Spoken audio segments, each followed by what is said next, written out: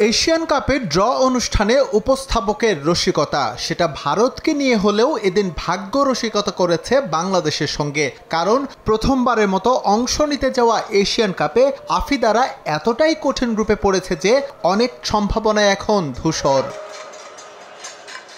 ভাগ্য বাংলাদেশকে প্রথম ম্যাচেই দাঁড় করিয়েছে 9 বারের চ্যাম্পিয়ন চায়না রিপাবলিকের মুখোমুখি। পরের ম্যাচ বাটলারের দল খেলবে উত্তর কোরিয়ার সঙ্গে, যাদের ঘরে আছে 3টি শিরোপা। এবারের মিশনে একমাত্র স্বপ্ন দেখা যায় উজবেকিস্তানকে নিয়ে। র্যাঙ্কিংয়ে পিছিয়ে থাকলেও গ্রুপ পর্বের শেষ ম্যাচে ওদের হারানোর সক্ষমতা রাখে লাল সবুজ। বাংলাদেশের গ্রুপটা একটু কঠিন হয়ে গেছে, যারা পড়েছে কোরিয়া, চায়না এবং উজবেকিস্তান সকলেই কিন্তু বাংলাদেশের র্যাঙ্কিং অনেক এগোনো।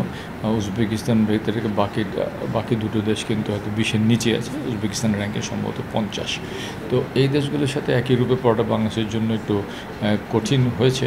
কিন্তু আমরা কিন্তু কিছুদিন আগেও আমাদের চেয়ে অনেক আগানো মায়ানমারের কথা যদি বলি না, তার র্যাঙ্কিংয়ে প্রায় 60-র নিচে অবস্থান করছে। সুতরাং এবং তাদের বাহরাইনকে আমরা হারিয়েছি। সুতরাং আমি কঠিন গ্রুপে পড়লেও আমি কিন্তু আশাবাদী যে মেয়েরা একটা ভালো প্রতিদ্বন্দ্বিতামূলক ফলাফল আনতে পারবে। এশিয়ান কাপ কোয়ালিফাই করার পর থেকেই বাফুফে বলে আসছে মিশন অস্ট্রেলিয়া সেট করে কাজ শুরু করা হবে। প্রতিপক্ষ নিশ্চিত হবার পর নিশ্চয়ই আর বসে থাকতে চাইবেন না নীতি নির্ধারকরা।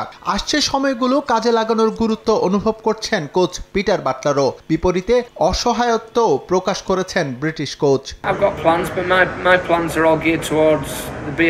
আমার পরিকল্পনা আছে, তবে সবকিছু নির্ভর করছে বাফুফের ওপর। আমি বলতে পারি আমি সৌদি আরবে খেলতে চাই অথবা অন্য কোথাও যেতে চাই, কিন্তু সিদ্ধান্ত নেওয়ার ক্ষমতা আমার হাতে নেই। আমি কেবল অনুরোধ করতে পারি। আমি পরিকল্পনা ও কৌশল নিয়ে কথা বলেছি। সবকিছুই নির্ভর করে কর্তৃপক্ষের উপর, যাদের অর্থের ব্যবস্থা করতে হবে। আশা করছি আমরা কিছু প্রস্তুতি ম্যাচ খেলতে পারবো। এশিয়ান কাপে ভালো করতে পারলে সুযোগ আছে বিশ্বকাপের টিকিট নিশ্চিত করার। শীর্ষ 6 দল সরাসরি পাবে ব্রাজিলের টিকিট। 7 এবং 8 নম্বর দলেরও সুযোগ থাকবে প্লে অফের মধ্য দিয়ে বিশ্বকাপে জায়গা করার। তবে কঠিন গ্রুপে পড়ে সব সমীকরণই এখন জটিল বাংলাদেশের জন্য। এস এম ইকবাল, সময় সংবাদ, ঢাকা।